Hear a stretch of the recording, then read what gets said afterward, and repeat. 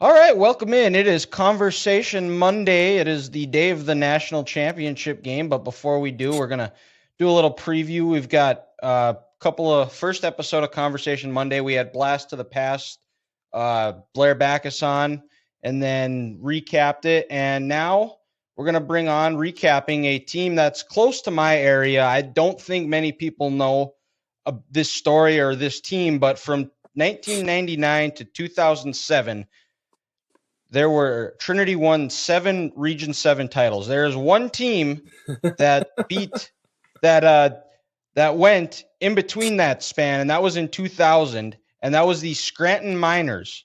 So to help recap it, and I consider myself a bit of a history buff, especially with stuff like that, but I did not even know that that's who won because being a Trinity grad, you see all the banners up from 99, but you don't see a 2000. And I had no idea until a few years ago when I found out from Carter Fong that it was the Scranton Miners that went to state from Region 7 in 2000. So to bring it on, we got West Fargo High School head basketball coach Adam Palczewski on. So Adam, welcome on to Conversation Monday. How's it going? Hey, it's going well. Good to be here. Thank you. Yes, so this was been a long time coming. We messaged each other over the summer, and maybe someday I can get this to work, but I would like to at some point maybe do like a 10-part podcast episode going through the season, similar to The Last Dance, where we go and then the culmination of winning regionals going to state. But right now, this is as best as we can do. So I'm glad you're on. Now you were a senior on this 2000 Scranton team, correct? I was a junior. Oh, okay. So you were a junior that year. Okay. And then were you a starter that year? Yep. Okay. And now, so what was kind of the, I guess, did you guys, how many kids, Scranton's a relatively small school. But they still had a football team at the time. Is that correct? Yep. We were by ourselves in football, no co-op or anything. So in those 2 years, so in the football year, which would be the 99 season, 2000 basketball, and then the 2000 football season, 2 years back to back, we had 19 or 20 kids on the team total each year, and we made the state semifinals both year in football. So we had a small school, small team, but a lot of talented athletes on that team. Yeah, for sure. So who did you guys lose to in the semis? We lost to Linton both years. Oh, okay. Okay. Well, yeah, that's a power. Were you guys 9-man? We were 9-man. Yep. Okay. Yep. So that was a bit of a powerhouse in Class B and everything, Linton. But so you guys had some relatively with the athletes you guys had, you were feeling pretty good going into the basketball season. How were you guys the year before in 99? We were really good. We played that 99 team that went to state. We played them in Scranton, and at the time they were the number 1 team in the state, and we were the number 4 team in the state, and we beat them in Scranton. Oh, okay. Yep, it was a big game, and packed house. You had to get there at 4:15 for the C team game if you wanted a seat. We had a closed circuit TV in the lunchroom where people were doing concessions, and it was wild. So fun. Wow. And the good player, Scranton, we had a kid named Jaron Honeyman, who I think was second team All-State player. He was our best player at the time. Robert Schaff, Jeremy Ness, Aaron Drolls, a lot of good players. You guys had Trevor Ernst, Jagger, and Brett, all those guys. It was a really quality, high talented gym that night. Yeah. Well, I don't want to date you, but I coach football at Trinity, and I'm coaching Trevor's son right now, he's going to be an 8th grader next year. But yeah, and I can about imagine how loud that gym gets, because I was there I want to say it would have been the 15-16 year when it was Hettinger Scranton, and they had a really good team, and it was over Christmas break, and me and a couple of buddies, we weren't doing anything, so we decided to pack up and head to Scranton and go to a game. And I want to say both teams one was ranked and the other was receiving votes, but it was jam packed. We got there about 5 minutes before tip off, and it was like knees to backs, everybody. and it was an incredible game. It came down to the last play. Trinity ended up winning, but similar to what your guys' game was. And then that year in '99, then how did you guys do in the regionals? So we won our district, and Trinity was in a different district at the time. And then Yep. first round, so we were the 1 seed coming in, and we played Hazen in the first round and lost. We got upset. They had Greg Batke, who had an obviously phenomenal player, and he had a great game. We couldn't really stop him from making shots, and they beat us in that first round. Oh, okay. And I think Hazen, that year, did they go on to play Trinity in the region championship? They did. Yep, they did. Okay, I think I remember Grinsteiner showing us highlights of that game when I was a senior. But so you guys ended up losing that first in '99 in the first round of regionals. So going in, you guys had fairly high expectations. Did you guys think that making it to state was a realistic possibility that year? At that time, that was pretty much the goal in Scranton, was to make the state tournament. The only other state tournament we went to was a 1956 or 58 Class C state tournament, way back when we used to have 3 classes. Now we're bringing it back, of course. That was the only other state tournament we had gone to, but we had good teams. We had the number 1 team in the state in 1979, and 3 guys came down with the flu in the first round of the district tournament, and they lost. They got upset in that game.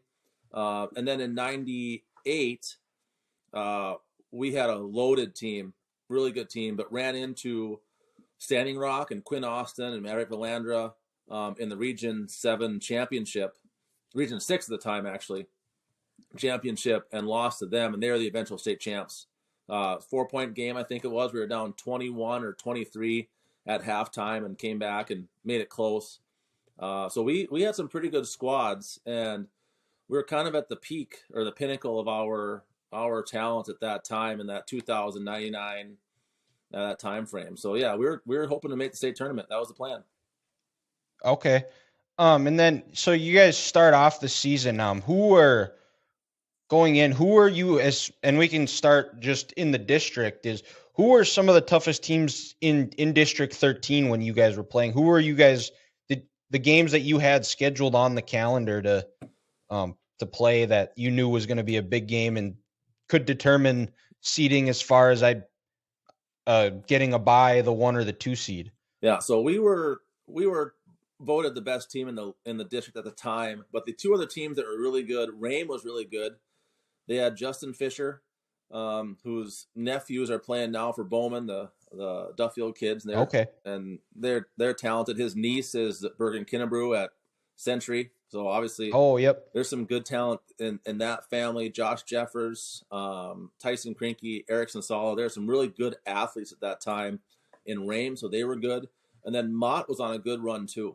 They had a really good senior class, good junior class coming in. Tyler Greff was only a sophomore at the time, but he was an excellent player for them.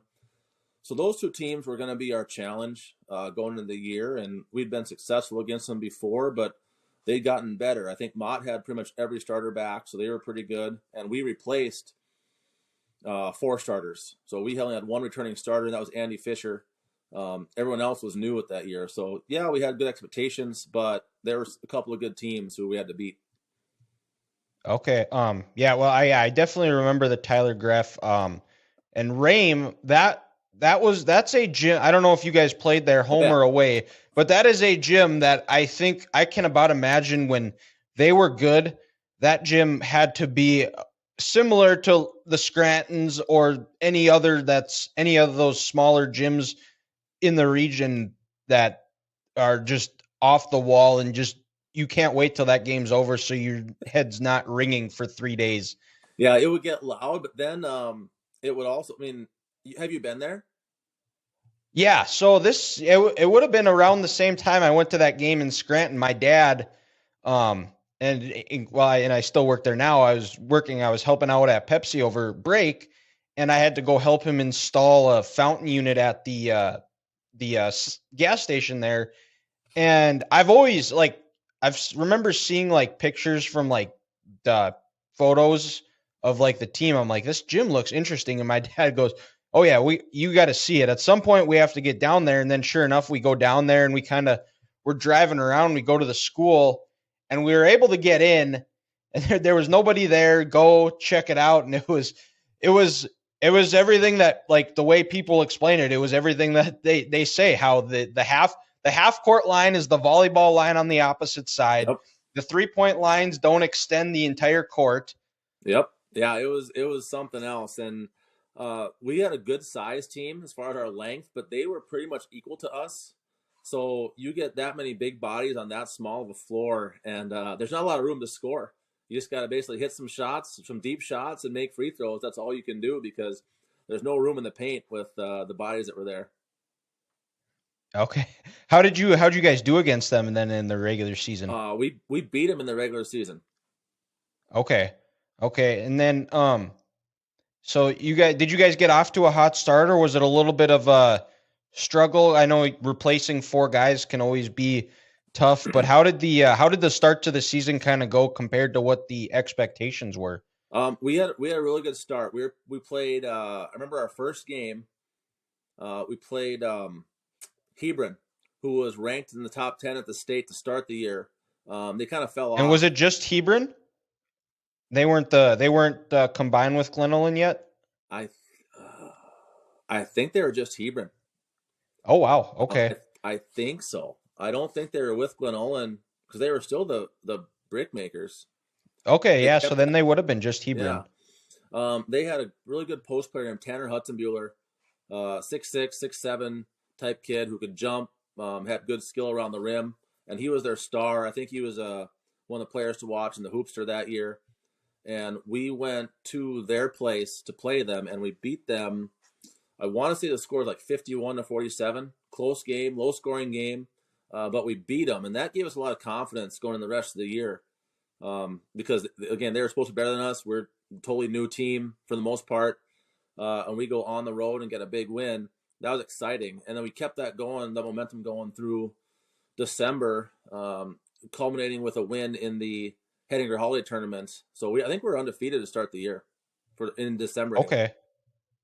And then who is your coach? Was it someone that was there for a while, or was he relatively new? No, he'd been there for a while. Dick Mack was his name. Still is his name, actually. Okay. He's the dad of one of our best players, Dirk Mack, who lives in Scranton currently. But yeah, he was a pretty good guard. My class, so was a junior. But Dick had been the coach since the mid '90s. He took over, so he'd been there for a few years before we played that season. Okay, and then what was kind of the identity of your guys' team? Were you guys a outside shooting team, or were you guys more that would go inside out, or did you guys rely on your post players?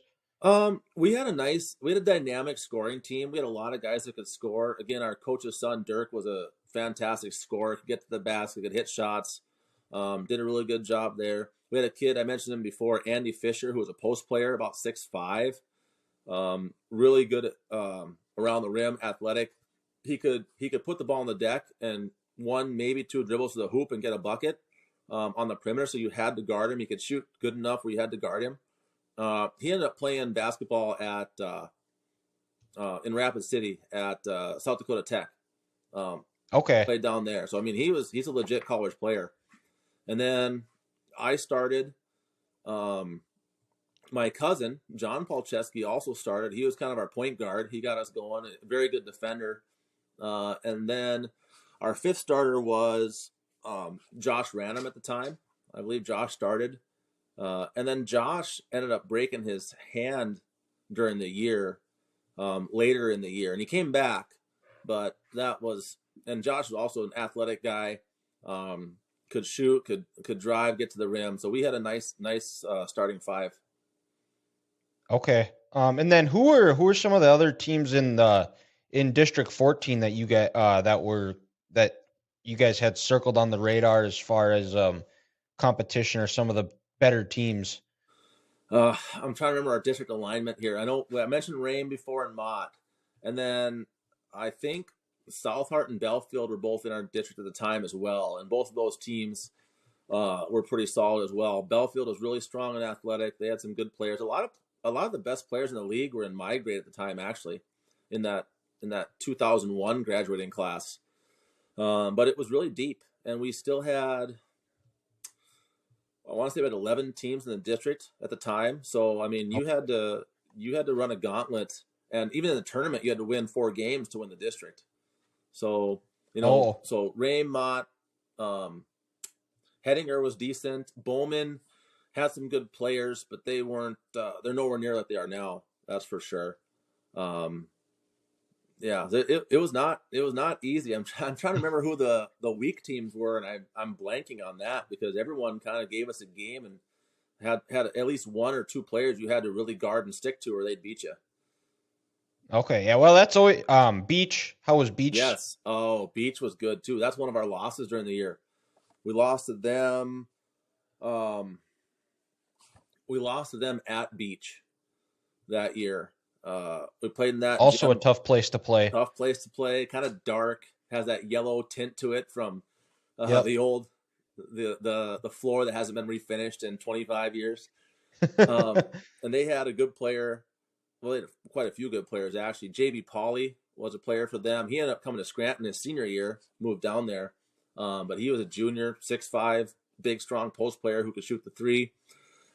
Who else did they have? They had Steele Tesher, was an all-district player. I think he's living in Bismarck now. I see him every once in a while. And I think it was Tom Hardy was his name, was their point guard. Really good defender. The actor? What's that? The actor? Yeah. I didn't know he was from Beach. He was about as jack, though. I tell you what, that guy was put together. So he was a load. But they had good. Beach was good. And I'm trying to think who was bad. New England. I don't want to say anyone was bad. New England wasn't great because they were by themselves still, and I think they had a good class, and they're all right. There was no one who was bad. There was no one who was actually bad. You had to be good to win every night in the league at that time. Yeah, well, and that was kind of what I remember of Region 7, where it was that any team could beat you on any night, and the fact that Trinity was able to find a way to get to 7 straight and 8 of 9 is incredible. When you look at some of those teams that have gone through, whether it be Bowman, Hazen had some really good teams. Kildare with the default guys. Yep. Richardson had a mini run. Mott made it to state in would have been 2008. Okay. Bowman got over the hump.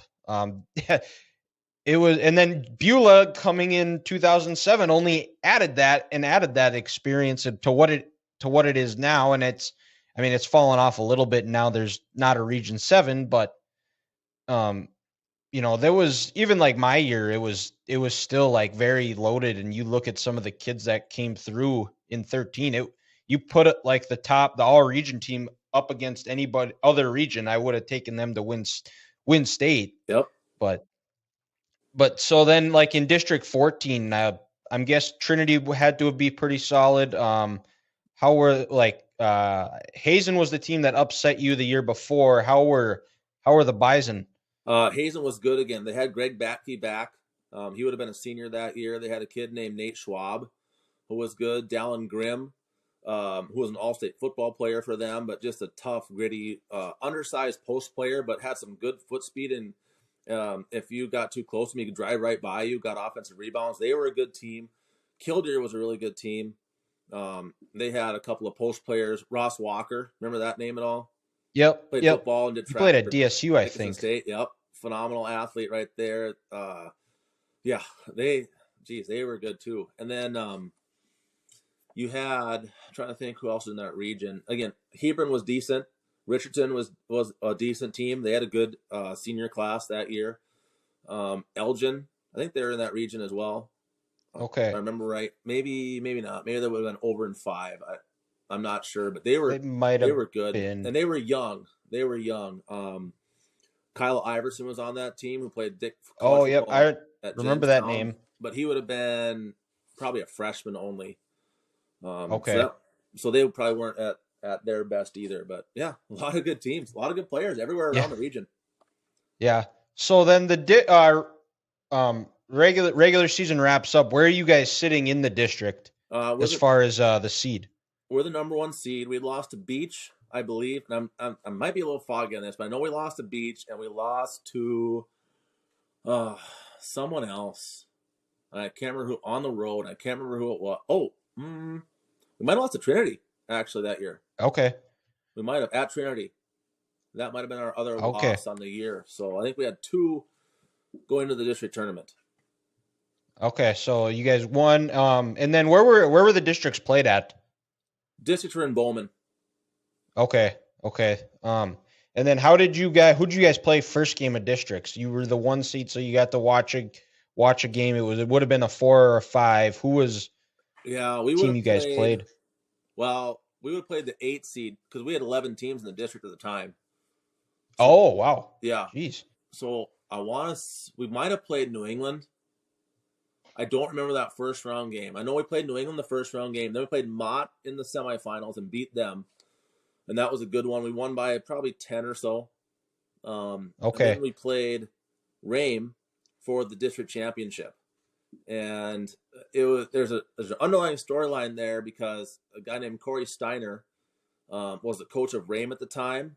He's from Scranton originally. And he's now the superintendent at Northern Cass High School and does a great job up there. But he was the coach of Rame for basketball, but he was also one of our co-head football coaches for football. So So that was like the Bismarck High effect where they had where Mattern coaches at Bismarck High or teaches at Bismarck High, coaches at Century, and then their old head coach went to be an assistant at Bismarck High. Yep. A little bit like that. And actually, Corey Steiner had been the C team coach for Grinsteiner. Would have been my freshman year. He was going to Dixon State, getting his coaching certification, all that stuff. So he was coaching there too. So I've known Corey my whole life. Great guy, great mentor to me. Actually, has done a lot for me in my career, and personally means a lot as well. He's a good guy. So, anyways, we played them, and we had beaten them in the year, and tight game. Justin Fisher, again, phenomenal athlete, was just making plays, making shots, and we had a hard time guarding him. And the year before, we played him as well. And they made a shot the year before in 99. This is how we won it. They made a shot in 99 to go ahead by 1. And we threw a baseball pass to our best player, Jaron Honeyman, who caught it and without a dribble got to a layup, like 2 steps layup at the buzzer, won the district title for us. So it was a big game. Wow. So they wanted revenge. They wanted to get back on us. And they beat us in the district championship. I want to say by 2, somewhere 2 and 4, like 1-2 scores, something like that. It was really close. And I don't know where you're going with the next question, but I'll tell you right now, there was a split locker room in our locker room. There were some guys, especially seniors. I don't blame them. They were upset. They wanted to win that championship, and they were not happy. And I remember distinctly telling these guys, like, hey, we're not here for the district championship. We're trying to get to the state tournament. You know, we get to play again. 4 teams make it. We made it. You know, we got to get over this right away and get ourselves ready to play in the regionals. You know, it was a good wake up call, to be honest. Yeah. You know, there's a lot of times too where you look at teams who lost games in the district and they look back and they say, if we win that game, we probably don't go on the run that we did. So that game against Rame now, was that kind of was it a game where they were in control for most of it, or you guys were in control? They came back, you came back, or was it kind of just one of those games that was just like a 12-round boxing match war? Yep, that's what it was. It was back and forth. It was tight the whole time. The defense was good. I think they played zone against us, which was smart on their part, and we took some shots. We probably could have worked it for a better shot because there was no shot clock at the time. So we could have got something better, but we took some early ones and didn't really get any second chance points. Kept it close because we were talented and we played good defense too. But in the end, we just couldn't quite get over that hump. And I want to say they made some free throws to seal the deal on us. Usually how it goes in those tight games. You either make free throws to win it or you miss free throws to lose it, one of the two. So we lost that one, but again, it was back and forth, and we'd played them tight every year for the last 3 years. So Yeah, it was expected to be a close one. Did you guys have during the year? Did you guys have a lot of close games, or were there mostly blowouts No, for? we were close. I mean, like I told you, there were so many good teams, and especially if you went on the road. Like we lost in Beach. We had a really close game in Belfield. I remember that.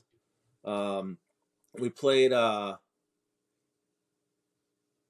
South Hart in a close game at home. I think we beat them there. And then you have your other so we played Mott in the regular season. Mott was a close game too. Went up there. I was an idiot. You probably don't even know these things. Have you ever heard of the strength shoe? Is that the one that's got like the Arm on like the that toe. big like circle? Yeah, like that helps strengthen your calves. Yep. Oh, So I think we're you're good. back. Anyway, so I gotten those for Christmas because I was going to work them in the summer. I just tested them out one day. Kind of walked around, ran around a little bit. This was over Christmas, and we played Mott. Our first game back from Christmas break, like that weekend or something like that. And this is my fault being dumb. But I worked out in these strength shoes, just walked around in them, and the next day, literally, I couldn't flexion my foot. It wouldn't go down. It was just stuck in this like lengthened position where my foot was like this, and it was unbelievable. I was in pain, and I got there and I started warming up and stretching during the start of the JV game because I could barely walk, and I'm like, oh, Jesus, guys, this is going to be bad. And I had some good teammates; they made up for it. I remember our fifth starter, and I feel really bad forgetting who started for us in that game. His name was Caleb Case. Caleb had moved in the year before. His mom was from Scranton, and he came in, and we'd all known who he was. He's a really good shooter, really good athlete, and again, probably had range from like he'd fit in great with today's game. How kids are shooting from behind that NBA line. Because he could literally shoot it, and he was a one dribble to the layup rim guy. Played off 2 feet, really fundamental. Did that, and I remember him saving my butt in that game because he was just hitting shots left and right against Mott. And I think it was a 3-point game or something like that. And there's under 30 seconds left, and we're kind of trying to run the clock. And he just gets this idea that, you know what, I'm going to drill this 3.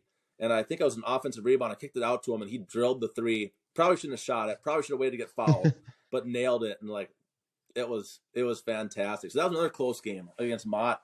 Okay. In that one. So yeah, we had tight games pretty much all year. And were you playing that game against Mott? Were you playing it at the school or was it at the Armory? We were at. I want to say we're at the school. I think. Oh, okay. Because I never played at the school, but when we played there, we'd play at the Armory, and I remember that was one of the loudest places we've ever played at, where all the sound rattles off that metal garage door, and they have a great crowd, and that's the other part too is like with Class B is these schools are so small and the town's shut down for these games, and you're playing in front of hostile environments. It's loud, it's rowdy, it's crazy. People are screaming, and like winning on the road was a big deal back then. Definitely, big time. Yep, for sure. Is a hostile environment. I would get. Yeah, it was great. I liked, and the crowds are different now. They've been tamed down a little bit, but I enjoyed the trash talk. Listen to some guy in the stands tell you whatever they want to tell you, and just look at them, you smile, because it's kind of funny sometimes, not gonna lie. So like when they get you good, it's like, yeah, you got me, and now I'm gonna go win this game. So it's fun. I enjoyed going on the road a lot. No one was ever like a bad person on the road, but kids were having fun. And everyone knows everyone. Like if you're a varsity starter in a small town in Region 7, kids from other town knows who you are. I mean, you're not famous in the world, but you're famous in Region 7. So people know your stuff. They know who you're dating. They know who your cousins are. They know all this stuff. So there's always kind of things they can say and poke fun at you and see how you take it. It's good.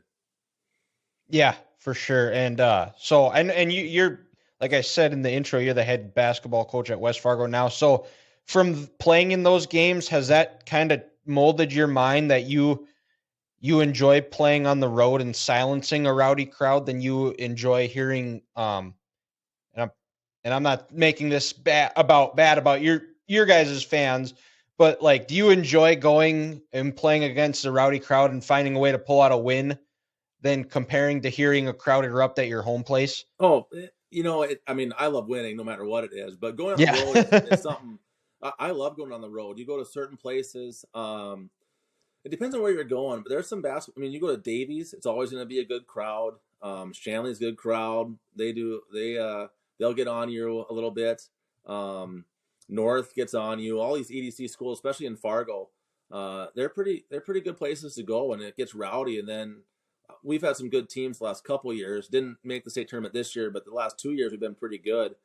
And going on the road is something that we prepare for, because you get to realize that you're in complete control of how you perform. It's not some person in the stands telling you, talking trash to you or whatever else that makes you perform. It's how you have prepared yourself to perform. And that's one of the lessons we learned from that. The other one, going back to the district championship that we lost, the previous 2 years, we won a state title at West Fargo, then we got runner-up last year.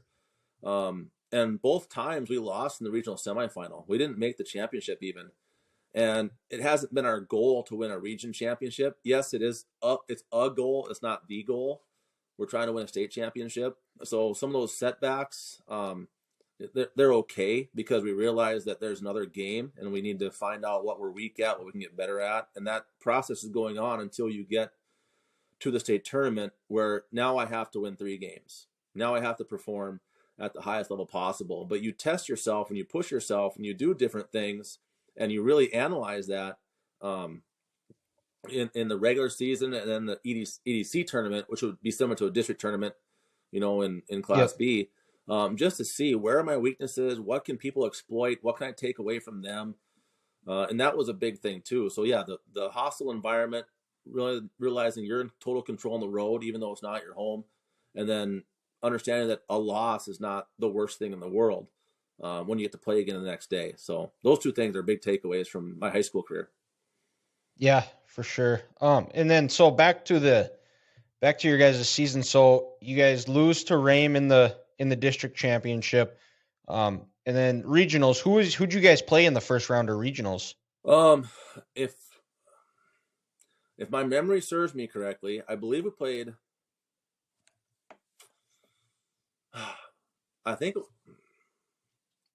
might have been South Hart. I think it was South Hart. Okay. They might have been in your district at the time.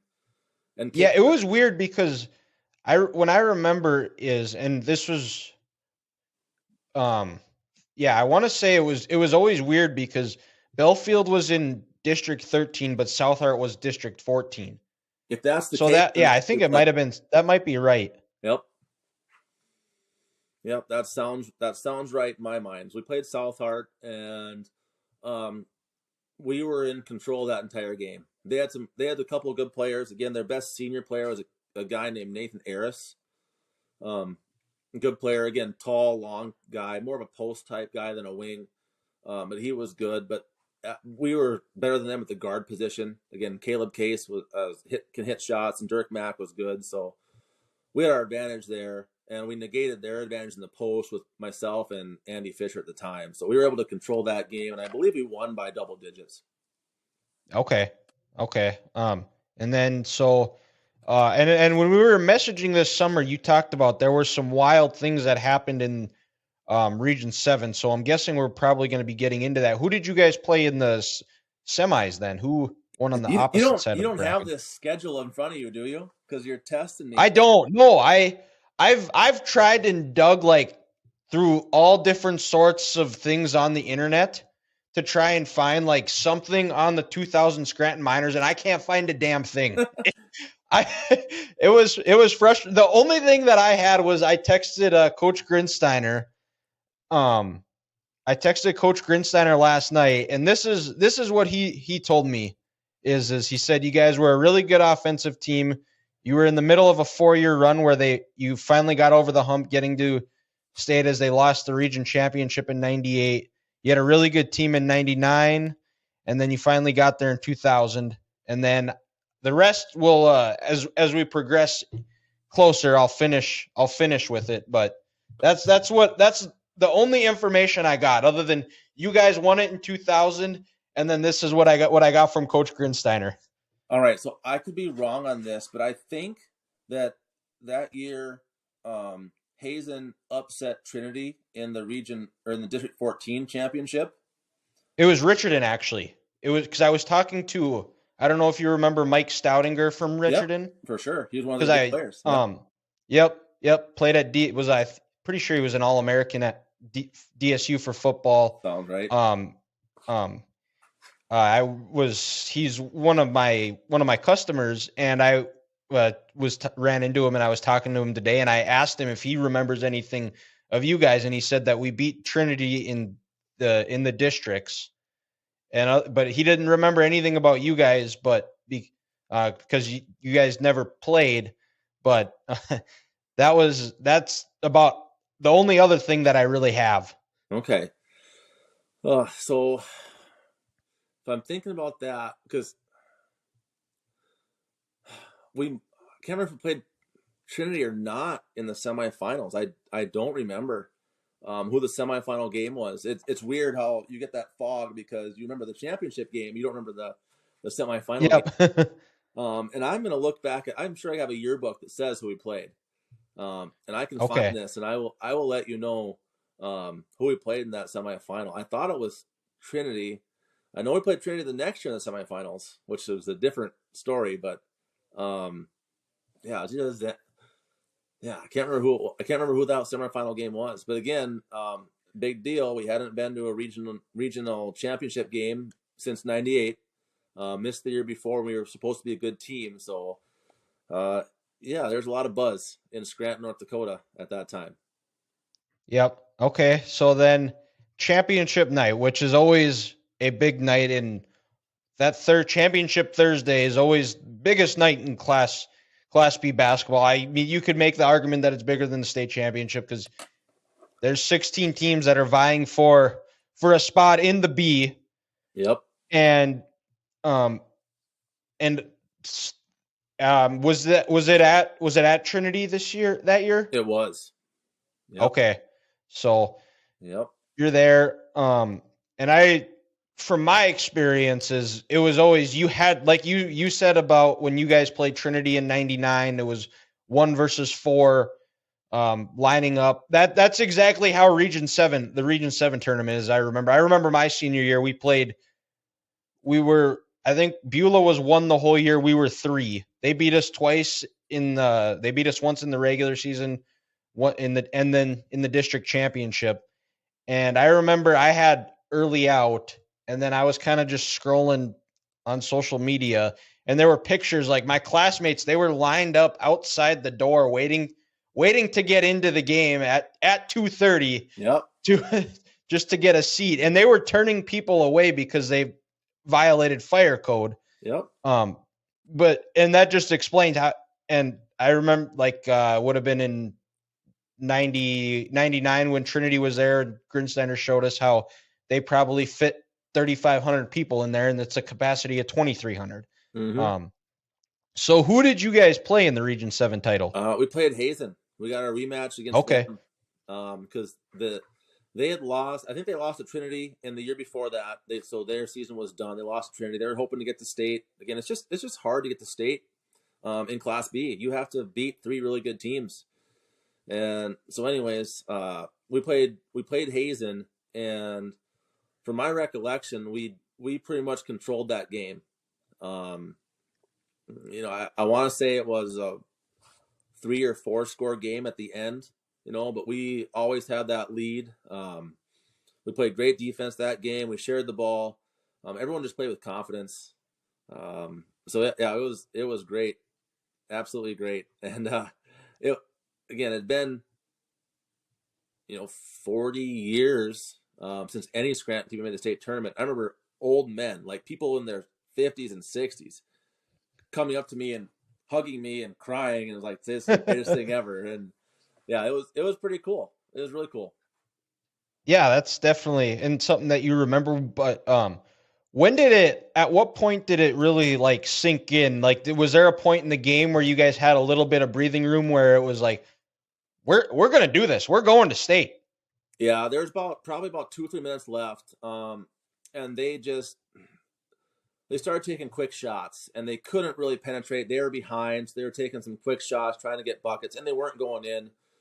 And again, winning that region. So you played at the time you played on a Saturday, you played Monday, Tuesday. That's how it went. Oh, that's different. Yep. Okay, because now it was Monday, Tuesday, Thursday. So I did not know that they did that. Yep. You But said then it was you had the rest of that week and the next week to prepare. That's how yep. we played it. So playing on back-to-back nights, and I think Hazen probably beat Trinity then. If we didn't play Trinity, Hazen had to play Trinity, and that was just tough. I mean, they were a little bit worn out. Their shots were falling. They were short on stuff. They couldn't really get by us. We did a good job. We used to play a 1-3-1 trapping defense, and that was hard to get by. If you're making your baskets, you can get set up in that. They just had a hard time scoring on us. And yeah, about 2-3 minutes left. They started to, I don't want to say give up, because they weren't giving up by any means, but they were settling for shots that weren't ideal, and they weren't going in, and we were clearing the boards and just taking our time, being methodical, getting the ball to our scores. And yeah, I remember that pretty good feeling once you realize that you should win this game. It's good. Yeah, and then what was that crowd the crowd stormed the court? What were you on the court there? Did you rush out, or what was that? That's always the one thing you remember is being able to. And it's unfortunate that they got rid of it or they banned it until after the awards ceremony, because that was always one of the funnest parts. Yeah, Because I've been on both ends where, like, my senior year we upset Beulah, and it was similar in the same spot where we controlled most of the game, and they started rushing. They had some guys foul out, and we end up winning by about, I think we got it up to about a 16-point lead, and we ended up winning by 12.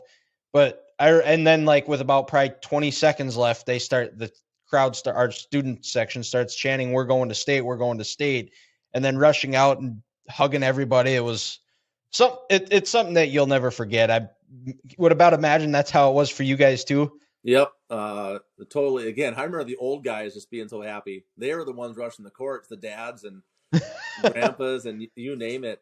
Students were. I was on the court at the end of the game, and I've always been a pretty stoic person, so I'm just smiling like, "Yep, we made it. Good job." And the people had, again, the adults had way more joy than I had. I had pretty much, once that buzzer hit, I'd move on to the next game. Like, all right, let's go to the state tournament. Let's go win that one too. And that's kind of how I am now. As the same way. Yeah. I don't want to say I don't have fun, and I have a ton of fun, and I love and enjoy what I do. And every win is big because it's hard to win basketball games. But it was fun. It was memorable and legendary for our town. But I wanted more. Like, it wasn't just that. I wanted to. I was happy. Let's celebrate. But I want to win state. I mean, that's how my attitude always has been. Yep. And so you guys go to state, and this was pre-seeding, so it was all predetermined based off regions. Yep. Who did you guys play that first round of state? So that year, the state tournament, even though it was predetermined or just kind of whatever predetermined regions, it was a pretty good seeding tournament. The number one seed was Litchfield Marion Montpelier at the time. They were the best. They were playing one of the worst teams. The number two seed was Oak Grove was the other best team, and they ended up winning the state tournament that year. They were really good. They played someone else who wasn't as good. And then the third best team was probably Center. And then they played Minot Ryan, who made the state tournament at, we were like 14-11. Like, they weren't very good, but they had a kid named Jared Essler, who happened to be a phenomenal athlete, who, so they upset Center in that first round. That was the biggest upset in the tournament. And then our game, we played, would have been Cheyenne Minnewacan at the time. And we were the 4-5, and that it made total sense if you look back on it, how the teams were. It made a lot of sense. And Cheyenne Minnewacan was a 1-3-1 defense. They'd played it for years and years and years. They were good at it, and they slowed you down pretty good. So we had a battle with them. Low scoring game. I want to say we missed a shot, a deep three, probably like a 26, 27 footer. That would have won the game for us in regulation. We played them in overtime. And okay. Yep. Game went to overtime. We were the first game of the day, the 1:00 game. And again, in overtime, we just couldn't break their zone. We couldn't really get layups for it. I haven't said this on a live air podcast. I partially blame myself. I was 1 for 5 in that game.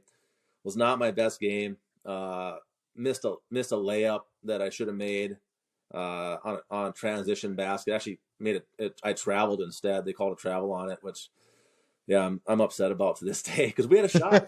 We were good. We were really good. But going back to that game, team wise, we played well. We played good defense. It was the scores in the 50s, like low 50s. So we were just fine, and we didn't get a lot of transition baskets because they just run back in their zone and took care of it. But we were 9 for 24 from the free throw line.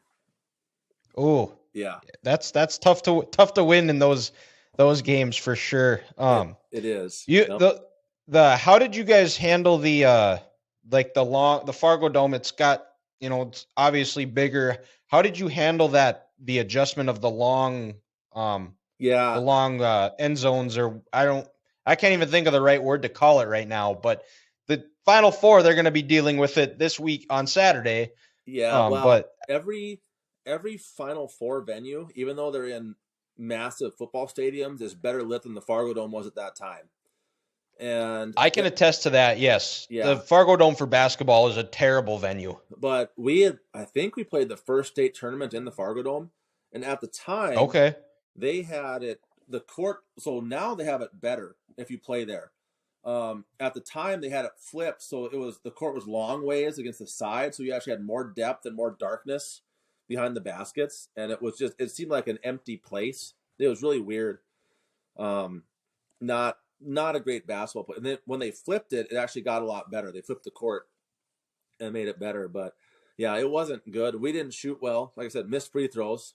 That's one thing, which we shouldn't be looking in the background anyway. We should be looking at the rim. But we missed quite a bit. And it's hard. I mean, first state tournament ever in Class B. We're nervous. It's just, that's the way it is. Every kid is nervous that plays in that tournament, unless you've been there before. You just are. Mm-hmm. We missed some shots that we probably should have made. We missed some free throws. It's interesting playing in that game too, is you're getting officials from different regions, and different regions play basketball in different ways. So some things are called carries, some things are called travels in different regions and aren't in other regions. And I remember that game, our best player, Dirk Mack, had a great spin move where he could set you up. He'd drive right, spin back to his left, and they called him for a travel, I think 3 times. I watched the film, not a travel. And I'm not being biased. I'm not. But it's not. But you know what? It's a move they didn't see very much with the players they had in the region that those guys reffed in. So that's the way it goes. And we lost. But, missed free throws were the biggest part of it. I liked the way we played. It was fun playing with those guys. Great atmosphere. And then something else about that tournament, which was kind of cool. So I was on that team. My second cousin, John, also started on our team. My brother, Lucas, was on that team. And then my cousin, Bo, played for center. So there were 4 of us. Palczewski's in that state tournament that year, which was really fun. My grandma loved it. She had buttons for everybody on, and it was awesome. Okay, that is cool. That's cool to see the stories through that connection. And then so you guys lose that first game. And that first game of the day is that's such a weird game too, because, we talked about the crowd, that first game, because everybody's still kind of traveling in. So there isn't the amount of people that you would think for a state tournament game. But it's also somewhat nice because you don't have time to sit there, watch everybody else kind of like sit there and it's go time. Did you think that had any effect as far as that that or anything? I don't know. I think it's weird. We hadn't played a game at 1 PM all year, so that was a little bit different. I remember getting up at a different. It just you get up at a different time that you're not used to, and you're going to the gym at 11 versus at 4, even an afternoon game. So like districts, you'll play at 4. Like we'd never played at 1. Might have been maybe the most unsettling thing about it. I don't remember the crowd besides my grandma being there with all her buttons. It was mostly just that I do remember that it was early, and it just seemed off a little bit. You're not used to it, but once you get on the court, you're playing basketball. It's basketball, but that was a different thing about playing that first game of the day. Yeah, and I think it's the team that figures out that we're just playing a basketball game. Yeah, the lights might be a little bit brighter, the stakes are a little bit higher, but at the end of the day, you still just got to go out there and play a game that you love. Mm-hmm, for sure.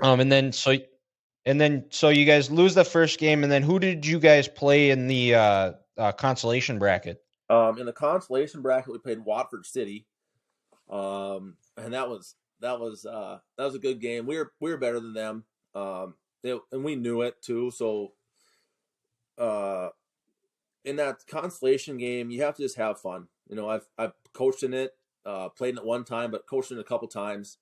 And you got to just go out and enjoy yourself because there's no pressure anymore. If you aren't going to go out and have fun in your last game or two, why even there? So, we played Watford City. They were long. They were bigger than us, but I think we had more skill. And I remember getting a pass in the low post in the first position of the game, and I did a little up and under move and got fouled. And we were 9 for 24, whatever the first free throws in the previous game. Went to the free throw line, stepped up, and you could kind of feel a little bit of, are we going to make these free throws, whatever? And I remember I switched my first free throw, and I looked at my teammates who were on the line and just goofing around. But, hey, it's not that hard, guys. Yeah. I said that. I remember saying that. And after that, it was a runaway game. We won by 30, something like that. Okay. Just pounded them. They weren't in the game. We were more athletic. We were more skilled. And the worst part about that game was when it was over, it was like, why didn't we play like this last night or yesterday afternoon? You could have been better. You didn't play your best game in the game that really mattered. And I had some regrets for that. Like I said, I didn't shoot it well in that first game and made some mistakes. So yeah, you had some regrets after you win by that much in the second game. Yeah, for sure. Going back, what was the feeling in the locker room after that game? How were you? Obviously, disappointment. Did the coaches have a message that you still remember? If I remember correctly, Dick was great. He knew it hurt. We all wanted to win. He wanted to win, and we were disappointed in how we played. But he definitely got us ready for the next game. It's like it's not over yet. You got another game to play. So, you know what? Move on. Go play as good as you can play the next day. I remember we didn't linger on it. We were upset. We were very upset. We know we could have done better. But we had moved on and processed it pretty quickly. And a part of that was what we went through in the district championship, losing that game. I mean, we had to, process it quickly and move on to the regionals. That's just how it was. So I don't want to say we have practice losing, but we had practice losing. So yeah. we learned how to get on and move along from it. And we woke up the next day. We wanted to win. We did not want to go to a state tournament and go 0-3. It's not something you want to do, especially when you have never been there before. So we wanted to win a consolation championship and beat a team that was bigger than us and whatever. Yeah, and then who did you guys play in the consolation championship? Park River, who was okay. It'd be Region 2, right? Yep, and they were top. Who'd they beat? They were decent. They were, I think, a top 5 team most of the year, and then lost in the districts, perhaps. They were also really good. So that's what we had to play in that game, and they were supposed to beat us, and we ended up beating them by 25. So you guys took 5th. Yep. Yeah, that's a heck of a year for anybody, and to go and to be able to come back after a tough overtime loss in the quarterfinals Yep. and to take fifth, that just shows the resilience that you guys had and the mental toughness because it would have been easy to just say, to hell with it, screw it, we're just going to go. We don't care anymore because the big prize isn't available. But you guys, and probably having that joy from those old guys that came rushing down on the court and Yep. that the excitement that they had and how happy they were, that probably is part of what kept you guys going and knowing that you wanted to keep that pride and tradition going. That's big time. The town was so proud of what we were doing. It wasn't just our team playing, it is us. We're a family. We're pretty cohesive, but it mattered to Scranton that we were there. That was a big deal. That was something we've been trying to get to for years and years and years, and had it, and we come up short, on multiple occasions over the last 20, 25 years before that. So, yes, you're playing for your town, for the people you care about, for the people that care about you. And they were really happy with how we played in that tournament. They really were. We get home, 10 miles out of town, we get the police escort with the line of cars leading us back home. Fifth, it's not a state championship, but it didn't matter because we made our town proud. We did a good job by our school, conducted ourselves well in that tournament. So it was a lot of fun. Yeah. Have you gotten to get back with any of your teammates recently, where you guys have been able to kind of reflect and talk about that magical year you guys had? Geez, not for at least probably a decade. We haven't all been together for quite a while. They had an all-school reunion last summer, and my daughter got sick, and I couldn't make it down for that. But when I do see those guys, I go home every once in a while in the summers and catch a men's night. Some of the guys that played on that team with me, they're still there farming and doing other stuff. So I'll catch up with them and talk about it. It was just a lot of fun to play with your friends. And you don't Yeah. realize it. And it's I love Class A basketball. I think the level of basketball is really high in the state right now, especially at the Class A level. And you saw some of the talented kids we have. But when your entire town stops everything they're doing to support these 12 kids who are, putting a rubber ball through a iron ring, it's pretty cool. I mean, it brings people together, and it's something I'm definitely proud of. Yeah, for sure. I guess you kind of answered my question without me asking it, but I guess, yeah, I was going to say, when you reflect back on it, what was your biggest takeaway and what's the thing that you take the most from that season? But you answered it for sure. So, Well, there's a lot. I mean, you think back to, I remember when you came home, we had a big celebration in the gym too. So we had our 5th place trophy there, consolation champs. We had the sportsmanship banner, which if you go to a school in Class B, I don't know if they still have them up, but if you've been to a state tournament, you probably have a sportsmanship banner, and we didn't have one. yep. That's proof that you've been to the state tournament.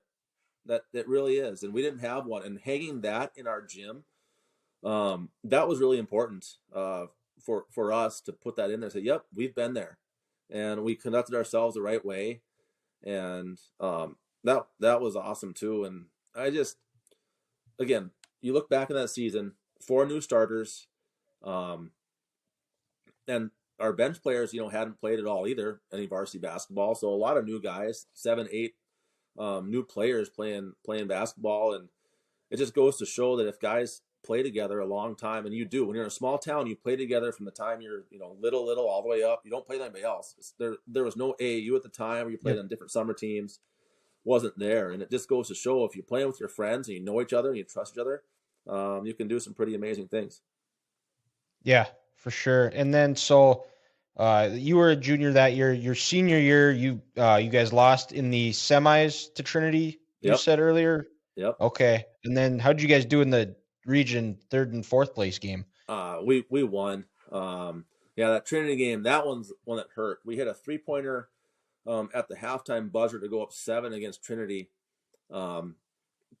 And they ran a box and 1 at the time, diamond and 1, actually, if we want to get technical about it, on our best player, Dirk Mack. And They slowed us down just enough in the second half to win by 4. It was a 4. I remember those games very, very well. We lost by 4.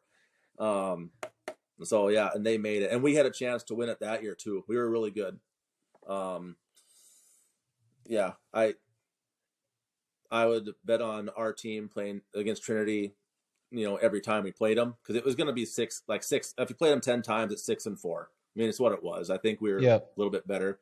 Coach Grinsteiner can argue about that, but that guy knows basketball. Pete does a phenomenal job. So, anyways, yeah, we got upset there. And then the third and fourth place game, we played Mott again. We played them for the 4th time that year. We were 3-0, and the first half, you talk about in our state tournament bid, you lose that first game, the game you wish you would have won. You could come out flat because it's like, oh, who cares about this game now, right? Well, that's what and you see that a lot more in that game than where that third and fourth place game where it is almost defense is optional. It's just street ball. It seems like. Yeah, we so in that third, fourth place game, we came out flat. We were better than they were, obviously by winning, our first 3 games against them. They say it's hard to beat a team 3 times. It's really hard to beat them 4 times, I guess. Yeah.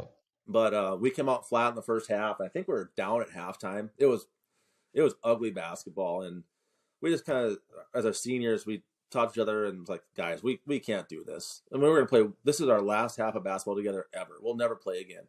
Let's get our crap together and go out and play real basketball. I think we won by 15 or 16, something like that. At the end, we pulled away and played well in the second half and won. And that was fun. I got a really cool picture of us seniors walking off the court. It was that year. It was myself. I started. JB Pauly, who moved in from Beach. Dirk, who started on the last team. Probably my best friend in high school, Steve Ranham, was our 6'4" shooting guard for us. And our point guard was Jeremy Yates. Good defender, good shooter, good player. So us 5 are all walking off the court at the same time together. Up whatever it was. The game was over. And I got a really cool picture of that every time I go home to my house in Scranton, where my parents are, I look at that picture because that one means a lot with those friends of mine, playing with them. It was a lot of fun. Yeah. And then so graduate from Scranton. Where'd you go to college at? I went to North Dakota State. Okay. Walked on the football team. Go Bison. Yep. Go Bison. Walked on the football team. Stayed with it all 5 years. One of the best things I've ever done in my life. One of my biggest accomplishments. What position did you play? I played the bench. Okay. I was a defensive tackle. Okay. And if we would have stayed Division II, I probably could have, played decent minutes for them. But we went after my second year. We moved up to Division I, and then they should have done this because I tell you, I hate losing so much. I would rather sit on the bench and win than play and lose because I just hate losing. But they brought in a guy. Hey, I wrote a lot of coattails in my day, Adam, so I know all about it. They brought in a guy to play D tackle in front of me who was 6'4", 320, and ran a 4.9. And I'm like, okay, I could hope for this guy to screw up and me get to play somehow, but that means we're losing. So I made sure he was new, and I made sure I helped him out as much as I could, taught him, any defensive stuff that I knew and he couldn't get, because I just want to win. And if you're at North Dakota State, you're not going there to lose. I mean, we had a losing year. My the year before we went Division I, we were 2-9. Like, it was bad, really bad. So, anyways, I wanted to win that year. So yeah, it was good. It was great. I got treated really well. Coach Bull came in at the time, who's at Wyoming now. And even though I was a walk-on, he treated me great. It's funny. A new coach comes in who's trying to rebuild a program, and I'm a walk-on D lineman with 0 meaningful plays in college football. And he knew my name day one and never treated me like a secondary person. And I felt like in that program I had value, even though I didn't play a lot. My role was different. I had value for what I provided. And that meant a lot. And I try to coach that way with my basketball, football, track players today. Yeah. Well, and I think that's part of that's just the Bison way. You look at throughout, you look at all those teams, you can point at least there's a couple that were walk-ons that played, or there's a lot of them that stuck it out through those 5 years because they wanted to be a part of that program, that tradition. And like you said, they felt valuable playing for the Bison. Yep. No. And they'll never get the names. They'll never get it written in the form or anywhere, but you talk about, and we can switch gears, I guess, a little bit to basketball, but I remember, I don't know if you remember a guy, Fred Newell, who was he was a guard for the NDSU. He didn't play much at all, but I remember Saul Phillips talking about how that's the reason why Lawrence Alexander was Lawrence Alexander, is because of him. Newell knew he wasn't going to play a whole lot, but he just worked his tail off and he made everybody else around him better. Yep. Oh, totally. There's guys like that. You need people like that on teams that will play as hard as they can play, because that's just what they do. And then you look at, if you're a star player and you're getting minutes and you're not working hard, you can't look at that guy, well, he doesn't even play and he's working harder than me. And, if you have those star players that say, well, he should be working harder because I'm better than him, that's not the kind of guys you want. And those guys don't last very often. But you get those guys that don't have any incentive. They're not going to be in the paper. They're not playing 20, 25 minutes a game on the basketball court. But they get after the star players every day and hold them accountable. That's the people you need on any team, on any sports team, work team, you name it. You need those people. Yeah. And then what were you studying at NDSU? I spent 2.5 years with mechanical engineering, and then the call to be a teacher and a coach was just too much. And I remember putting away my thermodynamics book, which that class was hard. I just like, nope, I'm going to go. And it's not like I, wimped out and did something less hard. I still went mathematics. So yeah, it's not easy by any means, but yeah, I switched to that. I knew I wanted to coach and teach and do what I'm doing now. And at the time, again, I was a football player. And I had no intention on coaching basketball by any means, or track and field. I didn't even do track and field in high school at all. But one thing leads to another, and I student taught in Hermantown, Minnesota, where I got to student teach and coach football at the same time, which you don't always get to do in certain places because they don't like it at the colleges if you're time. But when you're in a smaller school, which is another great thing about a small school, they're like, hey, you want to coach a little bit? Like, darn right, I want to coach. Spent 1 year there and then went to Denver, Colorado. And I coached at the school I taught at, which was a pretty low income, sketchy place. Great kids.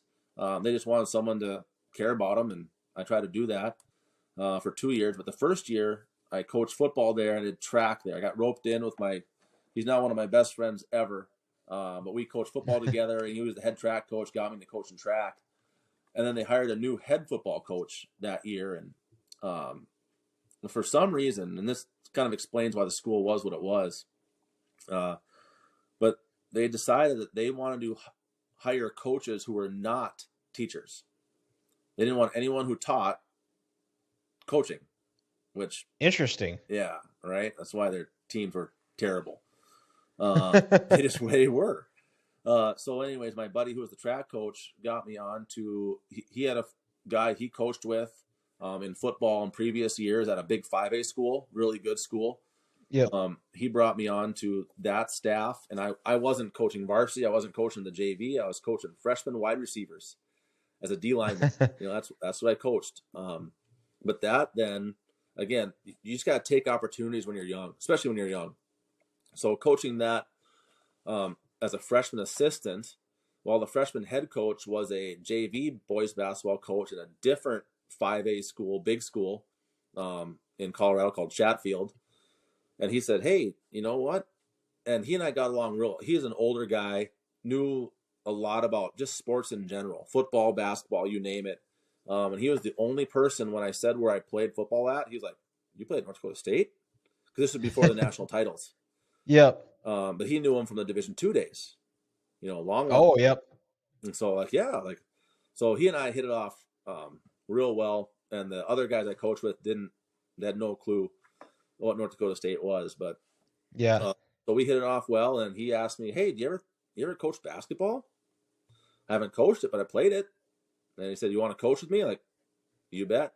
So that got me started coaching basketball. We had a phenomenal team at Chatfield High, where we had 4 Division II players on that team. Like they were good. Okay. And then we made I think we made the Sweet 16 in Colorado. They do a Okay. full state tournament, so they seed all 48, the top 48 teams in all the divisions. So we were top 48, and then we had a first round bye, won our second game, made the Sweet 16, and lost. But just a phenomenal. The guys that I coached under at the high school level were just amazing. I'm like, okay, this is a little bit more intense than playing Scranton, even though we were good. And then I came to West Fargo under Corey Steiner. Actually hired me, the guy I mentioned who coached for Oh, Lincoln. yep. He was an assistant principal at West Fargo at the time, and I got there and had no interest in coaching anything else besides football. And then Greg Lemke, who was a mentor of mine and the head boys basketball coach at the time, hired me to coach freshman boys basketball, and then I was in. So now I'm here. Okay. What made you what got you to decide to move back from Colorado back to Fargo? It was a lot of things. My grandma was sick at the time, so I wanted to be closer to her and see her. I missed. And what year was this about? What's that? Would have been 2000 and.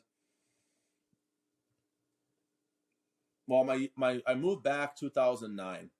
The fall of 2009 was my first year at West Fargo.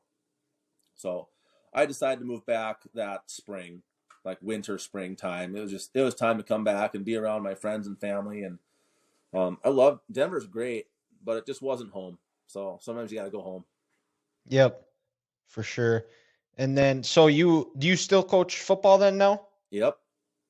Okay. I coach the D-line, the running backs, and the special teams at West Fargo High. Okay.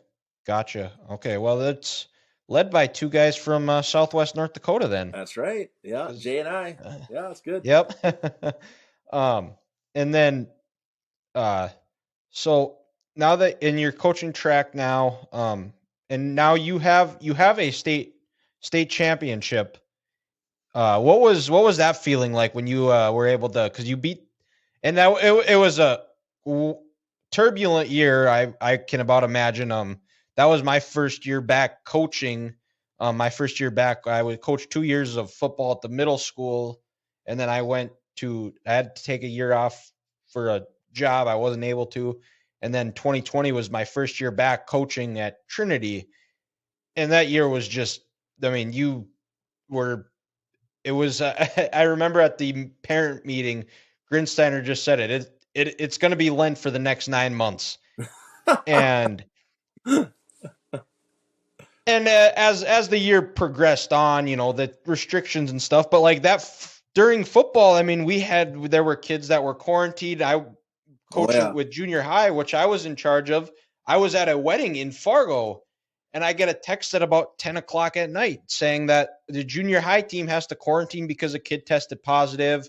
So we missed about 2.5 weeks. And it felt like that was a point where we finally started getting the things rolling. And then you get that.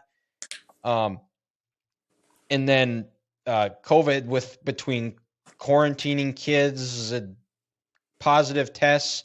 And you guys had to play a state championship I guess maybe this is a little bit coming full circle because I believe that game kicked off at about 1 p.m. That state championship game on a Sunday. 3. It was 3. Okay. It felt like 2 though because it was time change. We had the time change. Oh, you're right. That's right. Yep. That was that weekend. You make a good point. That was full circle. Yes. Yeah. So that year, yeah, it was so fun. And you talk about quarantining. I'm not gonna lie. We played the game. Yep, we were wearing masks at practice. It was a chin diaper, just to say that if someone did get sick, we don't have to quarantine because we had a good team and we didn't want to ruin what we had going on. And we had guys missing practices because they felt bad and they didn't want to get everybody else sick, which I get it. And so we missed.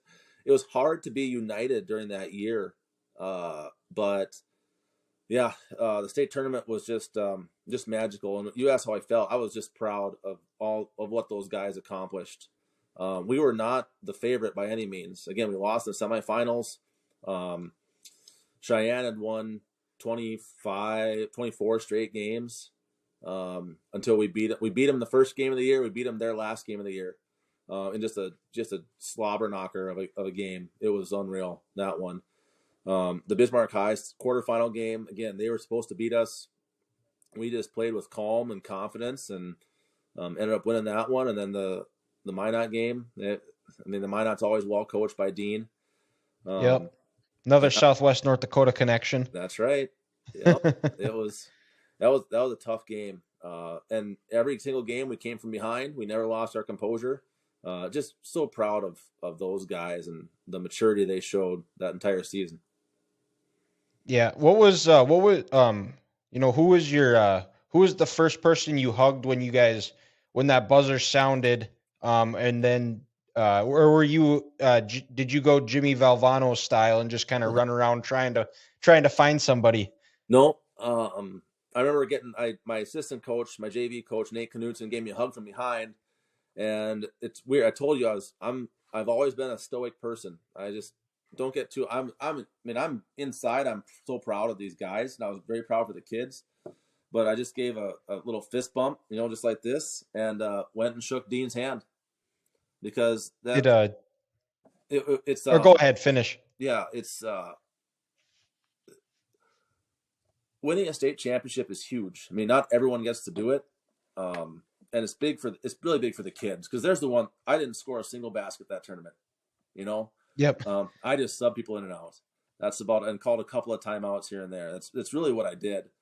But the people that played for our team, Carter Barincott, Carson Hagerly, Brett Limke, Parker Nelson, Jaden Grafsrud, Caden Zepeda. I mean, the list goes on. Joel Peace, all these kids.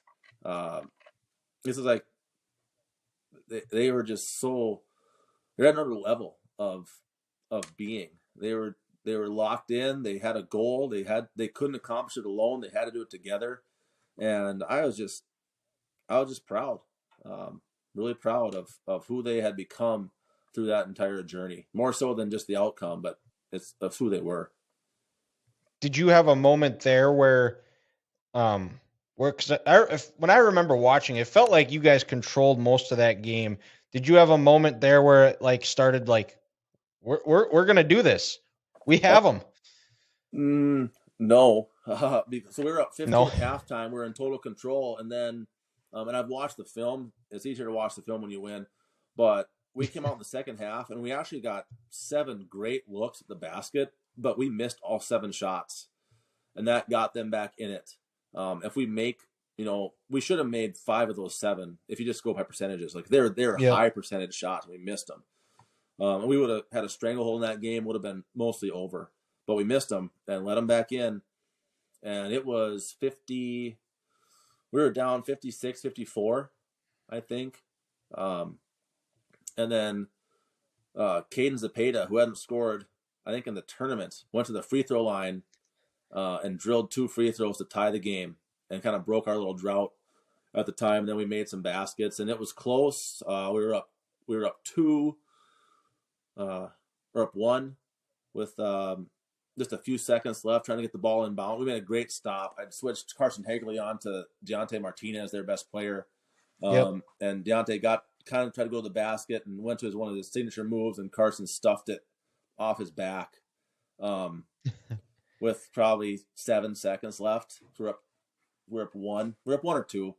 So we had to get the ball in. We were going to get fouled, and we actually almost turned it over. We tried dribbling through it and turned it over, and Carter Barincott, our best player all year, got the ball, threw it ahead to Joel Pease, who scored a layup to put us up 2 scores with like a second left, and it was over. And that was it. But yeah, there was no relaxing in that one. Yeah, that was one of the best games. Did Dean have is there anything that you remember that Dean told you after you guys after your game? So Dean is just a first class dude. We've been friends for a long time. and shook my hand, very classy and gracious. But after the game, he made sure to he sent me a text and just said, "Your teams are always so well prepared and so tough. They're always hard to play against. Congratulations." Just those kind of things that when a coach that you respect tells you things like that your teams are well prepared and they're gritty and tough and make good decisions, that means a lot. So yeah, he sent that out almost immediately, back and forth. So that was really gracious of him. Yeah, for sure. And I got one more question, and then I'll get you out of here. I took up it's about an hour and a half right now. We're going on, which is fun. Oh, absolutely. What's that? Just wait till round 2. Yeah, exactly. I can't wait. So now you've been coaching for quite a long time now. Probably you're approaching 20 years. Is around there. You're about at least 15. If you count, so I've been coaching high school sports. So basketball is 15 years. High school sports would be 17 years. If you count my 3 years coaching baseball back in Scranton, that does make 20. Okay. All right. So you've been in a lot of gyms. You've been through a lot of concession stands. Where is the best concession stand that you've been to? Okay. So place that you look forward to going to every time when you're coaching. All right. So we're going to throw out one thing first. Scranton High School has the best sloppy joes of anywhere in the state. I'm going to say that right now. That's the place. I don't know if it's the same or not, but when I was in high school, everyone went for the sloppy joes, and it was phenomenal. Let's see. Where do I like going on the road? Wahpeton. Wahpeton has a nice little concession stand. They got the pizza. They got good popcorn. Popcorn's the key to everything. If your popcorn is good, the concession stand is good. So that's there. And then the other place that I don't know what level Trinity is playing at next year for basketball. We'll be in the middle class. Okay. So if you guys go to Valley City, get the pretzels. The pretzels in Valley City are fantastic. Gotcha. At their athletic center there, they're tremendous. So that's where I would say that's going to be a gem on your schedule next year. Okay, that is good to know, because and I don't coach basketball, but I'll have to pass that message along. And this question was proposed to me by Randy Gordon, Trinity's old football coach. I graduated with him, and he said that should be a question if I start having more coaches on. That's a question we should always ask, and it's always a good discussion point. So that might be that. I think that's how I'm going to always end our coaching interviews, is best concession stand to go to. That's a Adam, great question. It is. It's what keeps coaches out, is so they can go hit up all the concession stands. Right. But Adam, this was a lot of fun. Like you said, I can't wait for round 2. So thank you so much for doing this, and I hope everybody else enjoys it as much as we enjoyed doing it. Thanks, Dylan. Appreciate you having me on. Yeah, you bet.